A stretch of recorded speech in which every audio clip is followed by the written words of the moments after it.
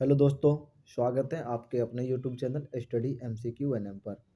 आज जो हम देखने वाले हैं वो बायोलॉजी का NCERT एग्जाम्पलर से जो क्वेश्चन है और जो क्लास 6 से लेकर के 10 तक जो बायोलॉजी में जो NCERT बुक से बन सकता है क्वेश्चन क्लास 6 से लेकर 10वीं तक, उस प्रश्न को हम देखेंगे। और ये सभी VVI प्रश्न हैं और ये SK झा सर द्वारा लिखा हुआ पुस्तक 5वीं एडिशन की बुक से प्रश्न है, इसलिए ये काफ़ी इम्पोर्टेंट है।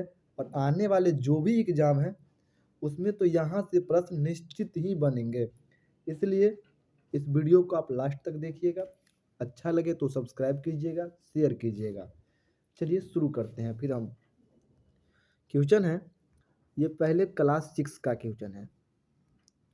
सबसे पहला है इससे पहले फिजिक्स और केमिस्ट्री का देख चुके हैं, इसलिए 155 तक वो था, उसके बाद 156 से ये है। सबसे पहला है, मनुष्य एवं तिलचट्टा किस वर्ग का उदाहरण है? सर्वहारी। मनुष्य और तिलचट्टा जो है वो सर्वहारी है। मधुमक्खी किससे शहद बनाती है? मकरंद से।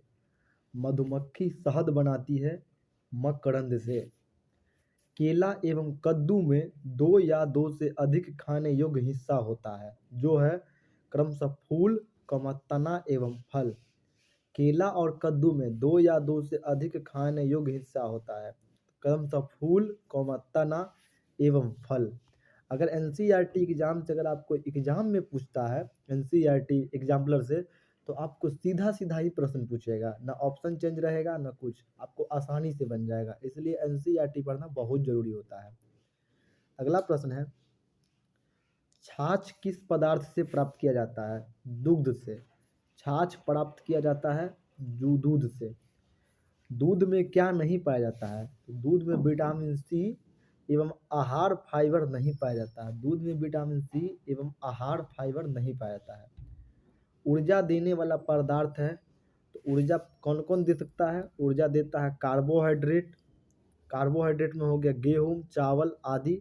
वसा, वसा में हो गया तेल, घी। प्रोटीन, प्रोटीन में हो गया पनीर और दाल। ऊर्जा देने वाला पदार्थ है कार्बोहाइड्रेट, वसा और प्रोटीन। आगे उसका स्रोत भी है, जैसे कार्बोहाइड्रेट का गेहूं चावल, वसा का तेल घी और प्रोटीन का पनीर दाल, और भी है। असंतुलित आहार के कारण रोग उत्पन्न होता है, इसे रोका जा सकता है संतुलित आहार लेकर। असंतुलित आहार के कारण एक रोग उत्पन्न होता है, इसे रोका जा सकता है संतुलित आहार लेकर, इसे रोका जा सकता है। प्रोटीन का परीक्षण CuSO4 से किया जाता है, यह कौन सा रंग देगा? तो बैगनी। प्रोटीन का परीक्षण CuSO4 से किया जाता है, यह कौन सा रंग देगा? बैगनी।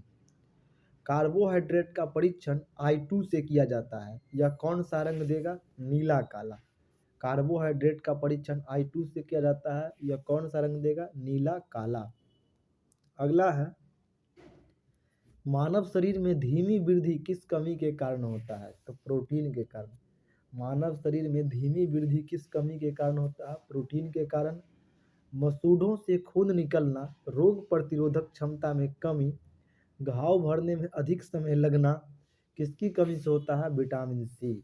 मसूड़ों से खून आना, रोग प्रतिरोधक क्षमता में कमी, घाव भरने में अधिक समय लगना, ये विटामिन सी की कमी से होता है। अगर ये कमी हो जाएगा तो आपको ये सब बीमारी हो सकता है।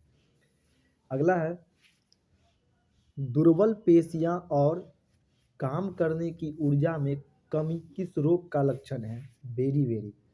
दुर्बल पेशियां और काम करने की ऊर्जा में कमी किस कारण से होता है?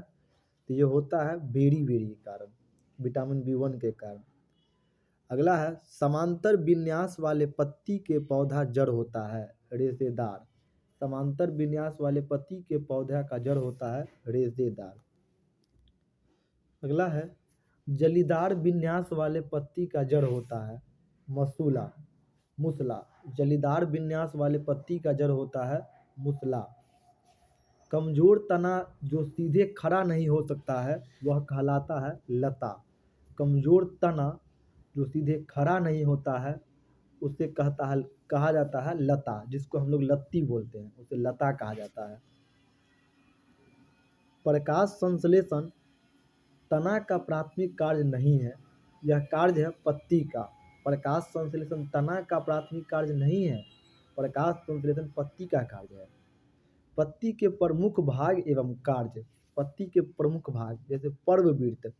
पर्ववृत्त का कार्य है पत्ती को तने से जोड़ता है। पर्ववृत्त पत्ती को तने से जोड़ता है। पटल पत्ती को हरा चपटा भाग। पटल पत्ती का हरा चपटा भाग। किनारा पत्ती को आकार देता है। किनारा पत्ती को आकार देता है। अगला है फूल के मादा भाग का निर्माण होता है कलंक से, शैली एवं अंडाशय से। फूल के मादा भाग का निर्माण कलंक, शैली एवं अंडाशय से होता है। शरीर के कौन सा अंग चलने फिरने में मदद करता है? हड्डियां और मांसपेशी। शरीर का कौन सा भाग चलने फिरने में मदद करता है? हड्डियां और मांसपेशी। ऊपरी जबड़ा एवं खोपड़ी किस प्रकार का जोड़ का उदाहरण है? अचल जोड़। ऊपरी जबड़ा एवं खोपड़ी किस प्रकार का उदाहरण है? अचल जोड़। पानी के नीचे गोताखोर अपने पैरों पर किस लिए फ्लिपर्स पहनते हैं? तो पानी में आसानी से तैरने के लिए। पानी के नीचे गोताखोर अपने पैरों पर किस लिए फ्लिपर्स पहनते हैं? पानी में आसानी से तैरने के लिए। घेंघा किसकी सहायता से चलता है? मांसल पैर से। घेंघा चलता है मांसल पैर से। एक हड्डी के संचालन में कितने मांसपेशियों का उपयोग होता है? 2। एक हड्डी के संचालन में कितने मांसपेशियों का उपयोग होता है? 2। रेगिस्तानी पौधे की विशेषता क्या है? जड़ें मिट्टी में बहुत गहरी तथा वाष्पोत्सर्जन के माध्यम से कम पानी क्षति। रेगिस्तानी पौधे की क्या विशेषताएं हैं? जड़ें मिट्टी में बहुत गहरी तथा वाष्पोत्सर्जन के माध्यम से कम पानी की क्षति। पानी में रहने वाले जंतु का शरीर होता है धारा रेखीय एवं फिसलन भरा। पानी में रहने वाले जंतु का शरीर होता है धारा रेखीय एवं फिसलन भरा। केचुए किसके द्वारा सांस लेते हैं? तो त्वचा से। केचुआ सांस लेता है त्वचा से। पौधे में प्रकाश संश्लेषण केवल दिन में होता है जबकि श्वसन दिन एवं रात दोनों समय में होता है। पौधे में प्रकाश संश्लेषण केवल दिन में होता है जबकि श्वसन दिन और रात दोनों में होता है। उत्सर्जन में अवशिष्टों का त्याग होता है, यह प्रक्रिया है पौधे एवं जंतु दोनों का। उत्सर्जन में अपशिष्टों का त्याग होता है, यह प्रक्रिया है पौधा एवं जंतु दोनों का। जैविक घटक कहते हैं जिसमें जीवन हो। जैविक घटक कहते हैं जिसमें जीवन हो। जीवों की संख्या में संतुलन का प्रमुख कारण है प्रजनन। जीवों की संख्या में संतुलन का प्रमुख कारण है प्रजनन। रेगिस्तानी जीव में होता है बहुत पतला एवं कम मात्रा में मूत्र शुष्क मल। रेगिस्तानी जीवों में होता है बहुत पतला कम मात्रा में मूत्र एवं शुष्क मल। पौधा बिंदु स्राव में अतिरिक्त पानी का त्याग करता है जबकि वाष्पोत्सर्जन में त्याग करता है जल वाष्प का। पौधा बिंदु में स्राव में अतिरिक्त पानी का त्याग करता है जबकि वाष्पोत्सर्जन में त्याग करता है जल वाष्प का। जहाँ पानी गिरे वहीं से ले, इसके पीछे मूल विचार है वर्षा जल का संचयन। जहाँ पानी गिरे वहीं से ले, इसके पीछे मूल विचार है वर्षा जल का संचयन। केचुए की सहायता से कंपोस्ट तैयार करने की विधि कहलाती है कृमि खाद। केचुए की सहायता से कंपोस्ट तैयार करने की विधि कहलाती है कृमि खाद। रसोई कचरे का खाद में बदलने का सही क्रम है गड्ढे के तल को रेत से ढक दें, कचरे को गड्ढे में डालें, गड्ढे में घास की बोरियां से ढक दें और कड़ी डालें। रसोई कचरे का खाद में बदलने का सही क्रम है गड्ढे के तल को रेत से ढक दें। रेत मतलब बालू। कचरे को गड्ढे में डालें, गड्ढे में घास की बोरियां से ढक दें और कड़ी डालें। अगला है क्लास 7वां का प्रश्न है। अब 6ठा का हो गया। वे जीव जो प्राकृतिक रूप से कच्चे माल का उपयोग करके अपना भोजन प्राप्त करता है वह कहलाता है स्वपोषी। वो जीव जो प्राकृतिक रूप से कच्चे माल का उपयोग करके अपना भोजन प्राप्त करता है स्वपोषी कहलाता है। किसके उपस्थिति में प्रकाश संश्लेषण होता है? तो CO2, H2O, सूर्य प्रकाश और क्लोरोफिल। प्रकाश संश्लेषण होता है CO2, H2O, सूर्य प्रकाश और क्लोरोफिल। पिचर प्लांट कीटों को फंसाता है किसके लिए? N2 की आवश्यकता के लिए। पिचर प्लांट कीटों को फंसाता है N2 की आवश्यकता के लिए। दो जीवों के बीच संबंध दर्शाता है वह कहलाता है सहजीवी। दो जीवों के बीच संबंध दर्शाता है वह कहलाता है सहजीवी। कौन सा दांत का जोड़ संरचना में भिन्न है लेकिन कार्य में समान है? तो चौवर्णक और अग्रचौवर्णक। कौन सा दांत जोड़ा संरचना में भिन्न है लेकिन कार्य संरचना में समान है? तो चौवर्णक एवं अग्रचौवर्णक। पाचन तंत्र के किस भाग में पाचन नहीं होता है? ग्रसनली, बड़ी आंत और मलाशय। पाचन तंत्र के किस भाग में पाचन नहीं होता है? ग्रसनली, बड़ी आंत और मलाशय में। अगला है, निगला हुआ भोजन आहार नाल में नीचे की ओर जाता है भोजन नली की दीवार में पेशियों का संकोचन द्वारा। निगला हुआ भोजन आहार नाल में नीचे की ओर जाता है भोजन नली की दीवार में पेशियों के संकोचन द्वारा। छोटी आंत के किस भाग में पचे हुए भोजन का अवशोषण होता है? बीली में। छोटी आंत के किस भाग में पचे हुए भोजन का अवशोषण होता है? तो बीली में। अमीबा में बनावटी पैर का कार्य है भोजन और संचालन दोनों। अमीबा में बनावटी पैर का कार्य है भोजन और संचलन दोनों। अगला है, जुगाली करने वाले पशुओं में पोषण की प्रक्रिया का सही क्रम है निगलना, आंशिक पाचन, जुगाली और पूर्ण पाचन। जुगाली करने वाले पशुओं में पोषण की प्रक्रिया का सही क्रम है निगलना, आंशिक पाचन, जुगाली और पूर्ण पाचन। मानव शरीर में किसका पाचन नहीं होता है? सेल्यूलोज का। मानव शरीर में किसका पाचन नहीं होता है? सेल्यूलोज का। चयनात्मक प्रजनन की प्रक्रिया है जिसमें होता है वांछित गुणों वाले माता पिता का चयन करना।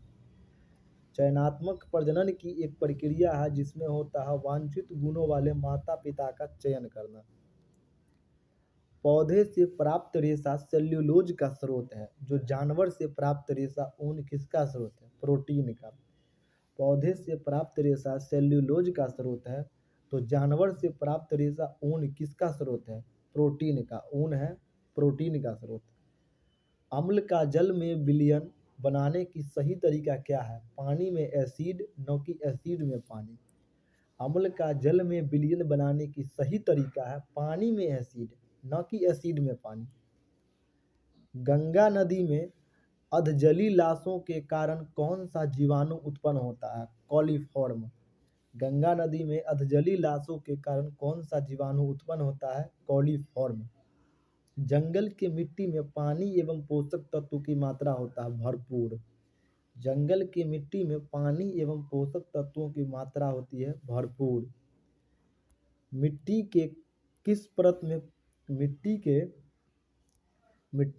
परत में पानी एवं खनिज की उपलब्धता अधिकतम होती है? तो क्षितिज में। मिट्टी के किस परत में पानी एवं खनिज की उपलब्धता अधिक होती है? क्षितिज में। मृदा संरक्षण का मुख्य उद्देश्य किसे बचाना है? ऊपरी मिट्टी को। मृदा संरक्षण का मुख्य उद्देश्य है ऊपरी मिट्टी को बचाना। अवायवीय अनाक्सी शोषण का उत्पाद है इथाइल अल्कोहल तथा लैक्टिक अम्ल। अवायवीय अनाक्सी शोषण का उत्पाद है इथाइल अल्कोहल तथा लैक्टिक अम्ल। मानव में अनाक्सी शोषण का उत्पाद है केवल लैक्टिक अम्ल। मानव में अनाक्सी शोषण का उत्पाद है केवल लैक्टिक अम्ल। अनाक्सी शोषण आंशिक रूप से O2 लैक्टिक एसिड प्लस ऊर्जा। O2 की अनुपस्थिति में ethyl alcohol plus CO2 plus ऊर्जा। O2 की अनुपस्थिति में। अगला है, सांस छोड़ते समय पसलियां गति करता है नीचे और अंदर की ओर। सांस छोड़ते समय पसलियां गति करती है नीचे और अंदर की ओर। केंचुए तथा मेढक अपनी त्वचा से सांस लेते हैं जिसके कारण दोनों जीव की त्वचा नरम और पतला होता है। केंचुए तथा मेढक अपनी त्वचा से सांस लेते हैं जिसके कारण दोनों जीव की त्वचा नरम और पतला होता है। वह पेशीय नली जिससे संचित मूत्र शरीर से बाहर निकलता है वह मूत्र मार्ग कहलाता है। वह पेशीय नली जिससे संचित मूत्र शरीर से बाहर निकलता है मूत्र मार्ग कहलाता है।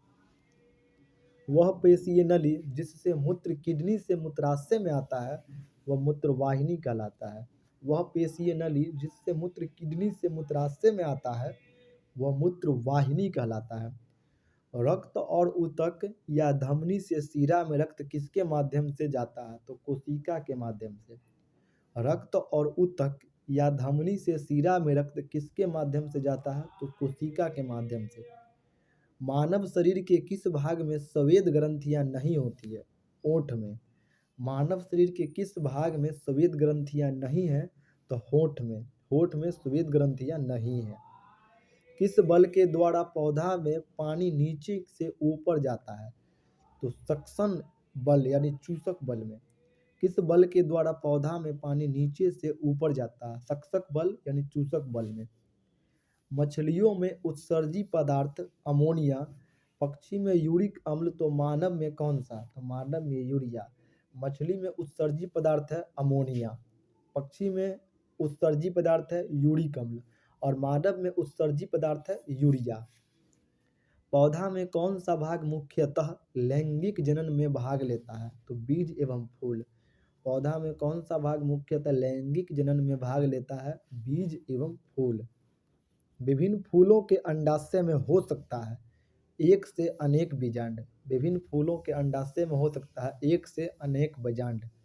परागकण है परागकोश से वर्तिकाग्र तक परागकण का स्थानांतरण। परागकण है परागकोश से वर्तिकाग्र तक परागकण का स्थानांतरण। किसे हरा फेफड़ा कहते हैं? जंगल को। हरा फेफड़ा किसे कहते हैं? जंगल को। तने के ऊपर एक पेड़ की शाखाओं वाले भाग को जाना जाता है शीर्ष। तने के ऊपर एक पेड़ के शाखाओं वाले भाग को जाना जाता है शीर्ष। सीवेज मुख्य रूप से है तरल अवशिष्ट। सीवेज मुख्य रूप से है तरल अवशिष्ट। घरों या सार्वजनिक स्थान से अपशिष्ट जल को उपचार संयंत्र तक ले जाने वाले पाइप को कहते हैं गंदी नली की व्यवस्था।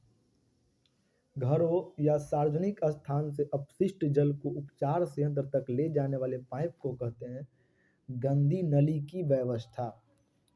अगला है क्लास 8वां का प्रश्न। अदरक के प्रवर्धन में आमतौर पर किसका उपयोग किया जाता है? तो तना का। अदरक के प्रवर्धन में आमतौर पर उपयोग होता है तना का यानी प्रकंद का। जैव खाद पर्यावरण के लिए अच्छा है पर इसमें कौन सा गुण नहीं होता है? तो संतुलित पोषक पदार्थ। जैव खाद पर्यावरण के लिए अच्छा है पर इसमें कौन सा गुण नहीं होता है? संतुलित पोषक पदार्थ। भारत में मानसून का समय है जून से सितंबर। भारत में मानसून का समय है जून से सितंबर। विषाणु निर्जीव एवं सजीव के बीच के योजक कड़ी है जिससे क्रिस्टल बनाया जा सकता है। यह जनन करता है केवल परपोषी की कोशिका में। विषाणु निर्जीव एवं सजीव के बीच की योजक कड़ी है जिससे क्रिस्टल बनाया जा सकता है। यह जनन करता है केवल परपोषी की कोशिका में। ब्रेड या किण्वन में कौन सा गैस निकलता है? CO2। ब्रेड या किण्वन में गैस निकलता है CO2। रेड डाटा बुक में किसका रिकॉर्ड रखा जाता है? लुप्तप्राय पादप और प्राणी दोनों का। रेड डाटा बुक में किसका रिकॉर्ड रहता है? लुप्तप्राय पादप और प्राणी दोनों का। कोशिका के विभिन्न घटकों के लिए शब्द है कोशिका अंगक। कोशिका के विभिन्न घटक के लिए शब्द है कोशिका अंगक। कोशिका के भीतर पाए जाने वाले जैली जैसे पदार्थ को कहते हैं कोशिका द्रव। कोशिका के भीतर पाए जाने वाले जैली जैसे पदार्थ को कहते हैं कोशिका द्रव। लक्षणों के वंशानुगति के लिए जिम्मेदार है गुणसूत्र और जीन। लक्षणों के वंशानुगति के लिए जिम्मेवार है गुणसूत्र और जीन। कोशिका के आकार को व्यक्त करता है माइक्रोमीटर। कोशिका के आकार को व्यक्त करता है माइक्रोमीटर। कोशिकाओं में प्रवेश करने वाले एवं बाहर जाने वाले पदार्थ का नियंत्रण होता है कोशिका झिल्ली से। कोशिका में प्रवेश करने वाले एवं बाहर जाने वाले पदार्थ का नियंत्रण होता है कोशिका झिल्ली से। कौन सा कोशिकांग पादप, जंतु एवं जीवाणु तीनों में होता है? कोशिका झिल्ली। कौन सा कोशिकांग पादप, जंतु एवं जीवाणु तीनों में होता है? कोशिका झिल्ली। किस जीव में स्पष्ट कोशिका भित्ति होती है लेकिन केंद्रक नहीं? जीवाणु। किस जीव में स्पष्ट कोशिका भित्ति होती है लेकिन केंद्रक नहीं? तो जीवाणु। ऊतक समान कोशिकाओं का समूह है परंतु अंग में कोशिका होता है भिन्न भिन्न। ऊतक समान कोशिकाओं का समूह है परंतु अंग में कोशिका होता है भिन्न भिन्न। मानव में निषेचन अंडवाहिनी में होता है तो निषेचित अंडे का परिवर्धन कहाँ होता है? गर्भाशय में। मानव में निषेचन अंडवाहिनी में होता है तो निषेचित अंडे का परिवर्धन होता है गर्भाशय में। हाइड्रा एवं ईस्ट में जनन होता है मुकुलन द्वारा। हाइड्रा एवं ईस्ट में जनन होता है मुकुलन द्वारा। युग्मक निषेचन होकर युग्मनज बनाता है तो युग्मनज विकसित होता है भ्रूण में।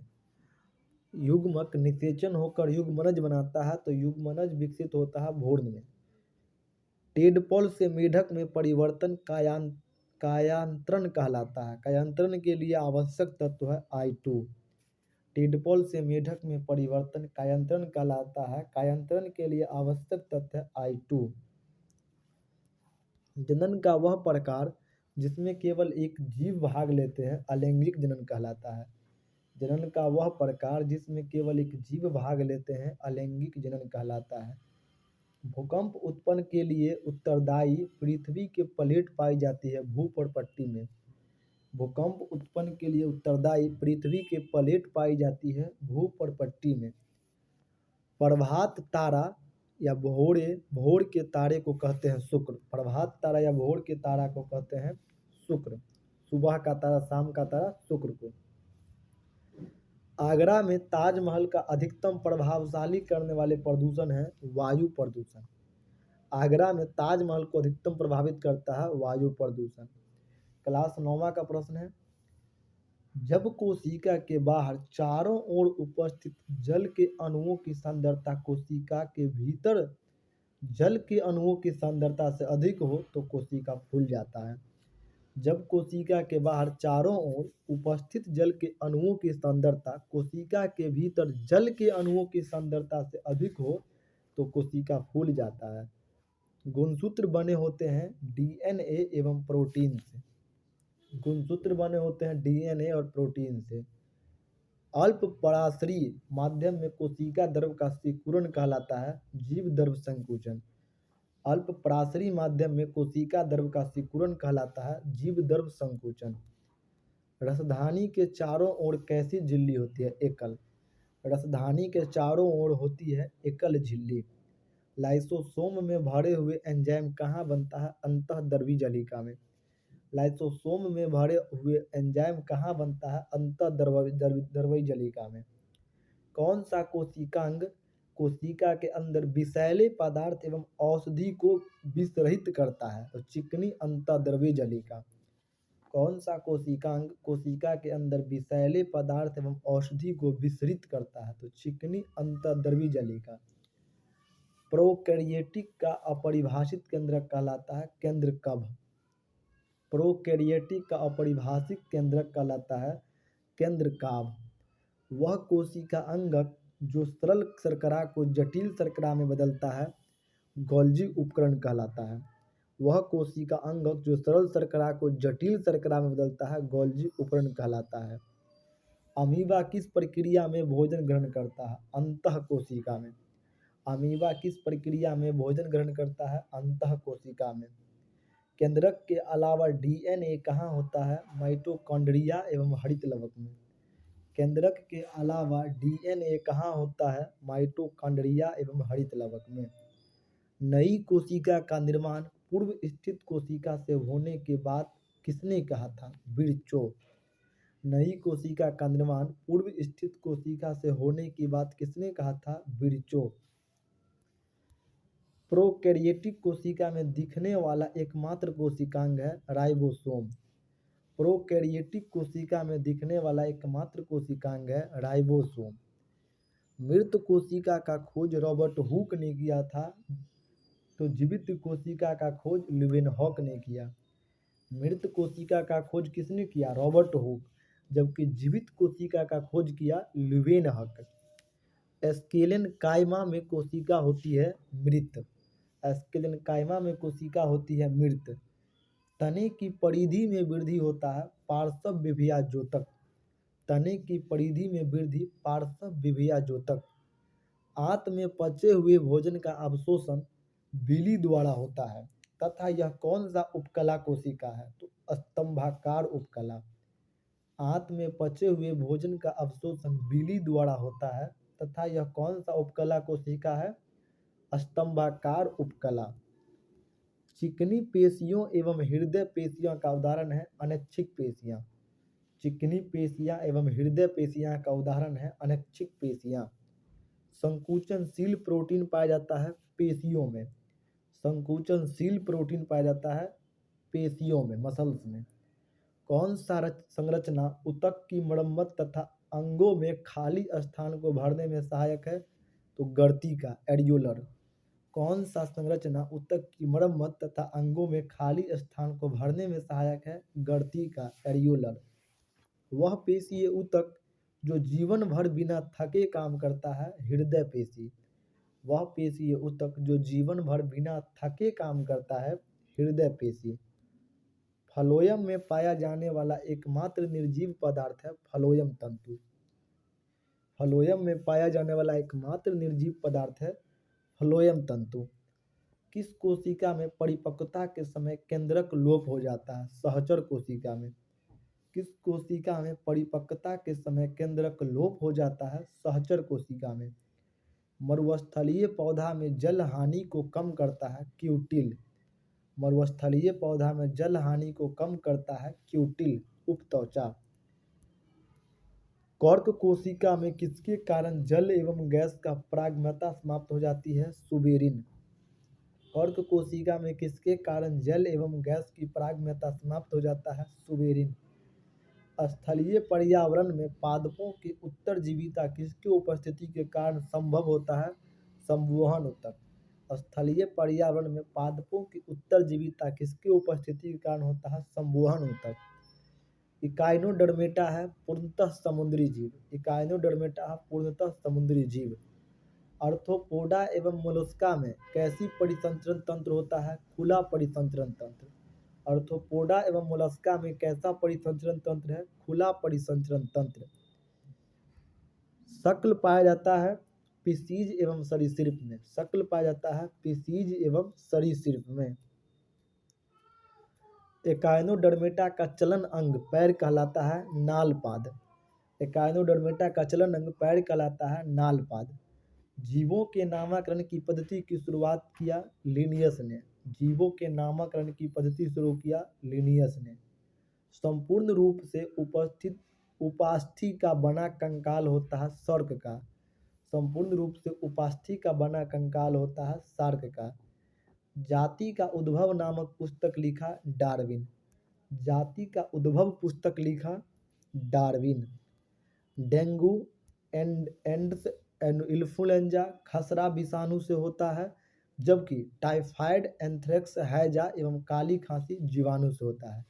डेंगू, एड्स, इन्फ्लुएंजा, खसरा विषाणु से होता है, जबकि टाइफाइड, एंथ्रेक्स, हैजा एवं काली खांसी जीवाणु से होता है।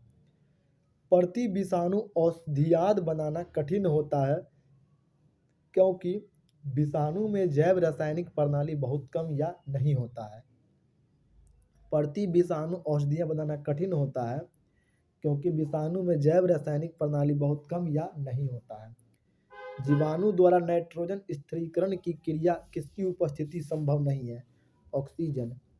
जीवाणु द्वारा नाइट्रोजन स्थिरीकरण की क्रिया किसकी उपस्थिति में संभव नहीं है? ऑक्सीजन। वर्षा प्रतिमान निर्भर करता है उस क्षेत्र के जलाशय की संख्या पर। वर्षा प्रतिमान निर्भर करता है उस क्षेत्र की जलाशय की संख्या पर। बंजर सेल पर लाइकेन की वृद्धि के बाद किसकी वृद्धि होती है? मास।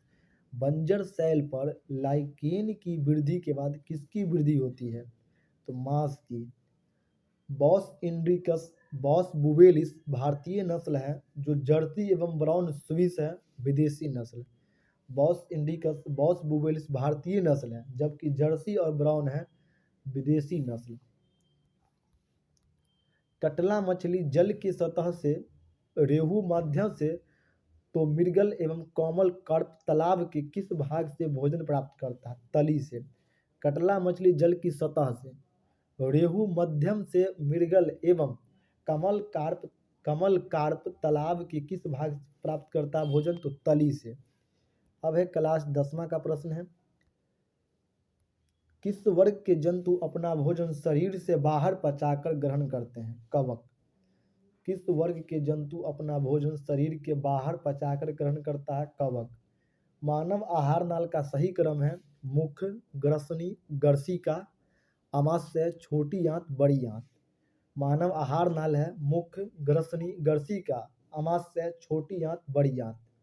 आमाशय का स्तर सुरक्षित रहता है किसके कारण? श्लेष्मा के कारण। आमाशय का स्तर सुरक्षित रहता है श्लेष्मा के कारण। यकृत पित्त स्त्राव करता है, जो पित्ताशय में जमा रहता है तथा आकार मिलता है छोटी आंत में।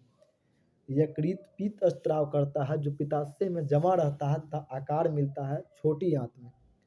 अंतः शोषण के दौरान वायु का प्रवाह होता है नासाधर, ग्रसनी, कंठ, श्वास नली, कुपिकाएं। अंतः शोषण के दौरान वायु का प्रवाह होता है नासाधर, ग्रसनी, कंठ, श्वास नली, कुपिकाएं। शोषण के दौरान गैसों का विनिमय एल्वेओलाइ होता है। शोषण के दौरान गैसों का विनिमय एल्वेओलाइ होता है। एकल परिसंचरण तंत्र पाया जाता है हिप्पोकैम्पस एक्जिस्टिस एनाबस में। एकल परिसंचरण तंत्र पाया जाता है हिप्पोकैम्पस एक्जिस्टिस एनाबस। तंत्रिका तंत्र की इकाई न्यूरॉन, तो वृक्क की इकाई नेफ्रॉन। तंत्रिका तंत्र की इकाई न्यूरॉन, तो वृक्क की इकाई नेफ्रॉन। प्रकाश संश्लेषण प्रक्रिया में ऑक्सीजन कहाँ होता है? H2O में। प्रकाश संश्लेषण प्रक्रिया में ऑक्सीजन होता है H2O में। जंतुओं में संचित ऊर्जा ग्लाइकोजन के रूप में होता है, तो पौधा में संचित ऊर्जा स्टार्च के रूप में होता है।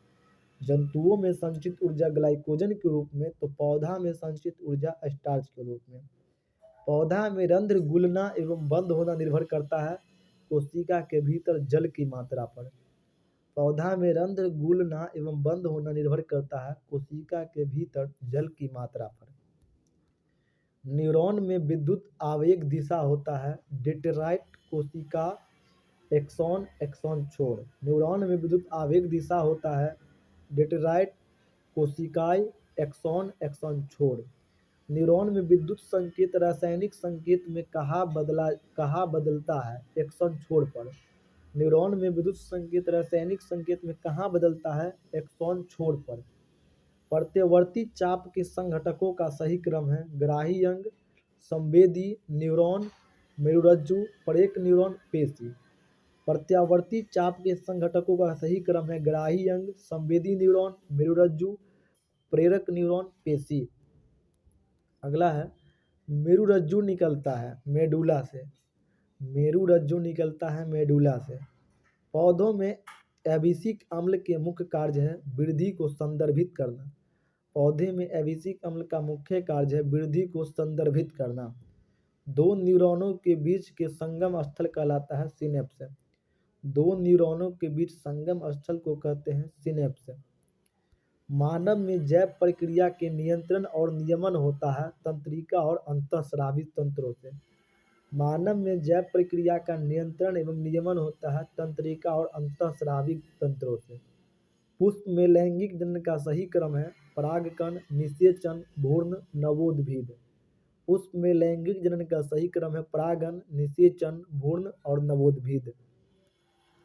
प्लेनेरिया में द्विखंडन एवं प्लाज्मोडियम में होता है बहुविखंडन। प्लेनेरिया में द्विखंडन एवं प्लाज्मोडियम में होता है बहुविखंडन। राइजोपेस में उन नलिका सूत्र जैसी संरचना जिस पर बीजाणु धमनियां होती है वह कहलाता है हाइफे। राइजोपेस में उन नलिकार सूत्र जैसी संरचना जिस पर जीवाणु धमनियां कहलाता है हाइफे। परागनली की लंबाई किनके बीच की दूरी होती है? वर्तिकाग्र के ऊपरी सतह पर परागन और बीजांड। परागनली की लंबाई किनके बीच की दूरी होती है? वर्तिकाग्र के ऊपरी सतह पर परागन और बीजांड। किशोरावस्था में लड़कों में लैंगिक परिपक्वता से होता है आवाज का भारी होना। किशोरावस्था में लड़कों में लैंगिक परिपक्वता से होता है आवाज का भारी होना। अगला प्रश्न है, स्त्रियों में वह घटना जो जनन अवस्था में प्रारंभ होता है वह कहलाता है रजोधर्म। स्त्रियों में वह घटना जो जनन अवस्था में प्रारंभ होता है वह कहलाता है रजोधर्म। जनन में शुक्राणु का परिवहन होता है विषाणु, शुक्रवाहक, मूत्रमार्ग, गोल और पीले। जनन में शुक्राणु का परिवहन वृषण, शुक्रवाहक, मूत्रमार्ग, गोल और पीले। अच्छा मूत्रमार्ग, वृषण, शुक्रवाहक और मूत्रमार्ग ही होता है, ठीक है। वृषण, शुक्रवाहक और मूत्रमार्ग।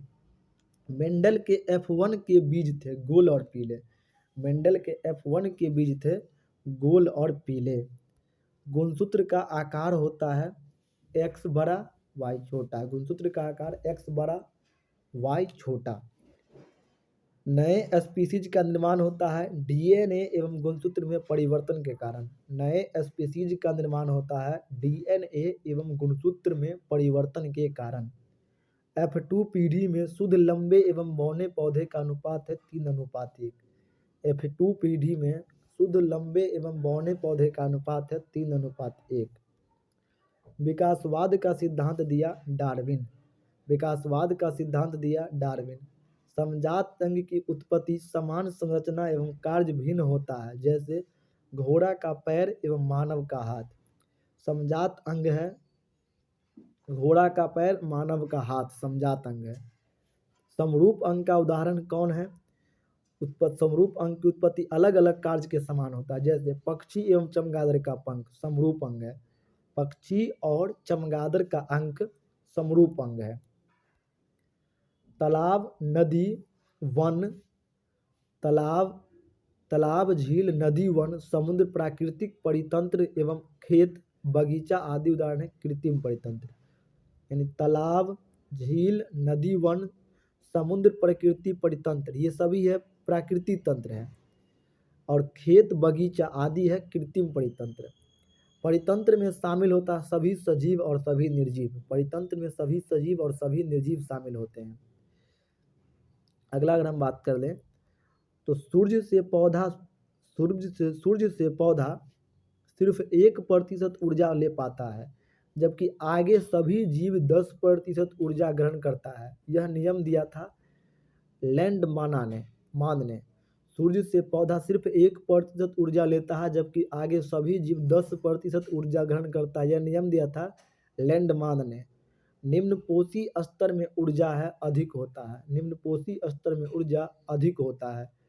परितंत्र में ऊर्जा का प्रवाह हमेशा होता है एक दिशीय। परितंत्र में ऊर्जा का प्रवाह हमेशा होता है एक दिशीय। जैव पदार्थ को अकार्बनिक रूप से कौन बदलता है? अपघटक। जैव पदार्थ को अकार्बनिक रूप से बदलता है अपघटक। विश्व में सबसे तेजी से घटता प्राकृतिक संसाधन है वन। विश्व में सबसे तेजी से घटता प्राकृतिक संसाधन है वन। 3R क्या है? रिड्यूस, रिसाइकिल और रीयूज, यानी कम उपयोग, पुनः चक्रण और पुनः उपयोग। 3R है कम उपयोग, पुनः चक्रण और पुनः उपयोग। GAP क्या है? GAP मतलब गैप क्या है? Ganga action plan. GAP है गंगा एक्शन प्लान। चलिए आज यही खत्म होती है बायोलॉजी का भी जो है NCERT एग्जाम्पलर का यही खत्म होता है। फिर हम अगली वीडियो में NCERT का ही प्रश्न देखेंगे। तो अगली वीडियो होगा NCERT, उस पर लिखा होगा 6 to 10 ऐसे कर करके बहुत ढेर सारे वीडियो होगा जो एग्जाम में जहाँ से सीधा प्रश्न पूछता है। चलिए तो वीडियो कैसा लगा कमेंट कीजिएगा, अच्छा लगा होगा तो सब्सक्राइब शेयर जरूर कीजिएगा। धन्यवाद।